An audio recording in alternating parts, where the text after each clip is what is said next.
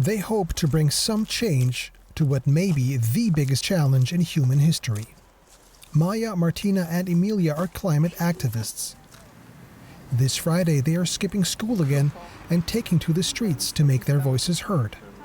For Maya, the crisis means much more than global warming and rising sea levels. It's a very human crisis. And yeah, I just want to make the connection that we're all connected, nature, humans, the climate crisis and social crises. She fears for events such as extreme weather and the economic fallout the crisis will have on vulnerable communities around the world.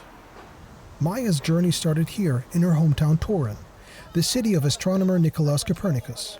Under the scientist's watchful eye, she joined her first march calling on politicians to listen to science and act. I saw all the banners, all the slogans. I just got so excited and just felt such a connection to the people and the fact that people really have the power to change things. The strike just gave me a knowledge, like an overview of how really people can make change and how I can contribute to this.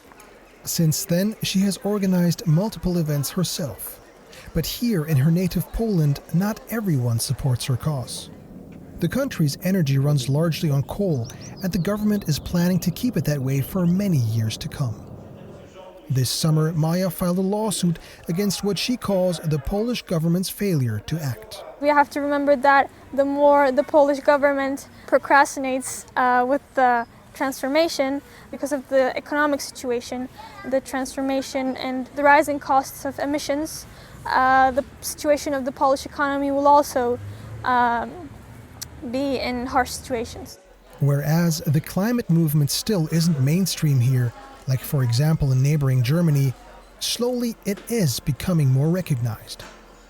And despite the pandemic limiting in-person activism, the Polish community continued to organize online, reminding people that another crisis was in full swing.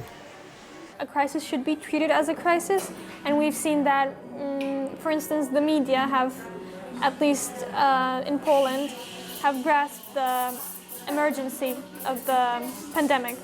And we didn't see anything like this when it comes to the climate crisis, and we knew about the climate crisis much earlier. Maya Ozbayolu says a lot is at stake, and that she and her peers are determined to take their future into their own hands.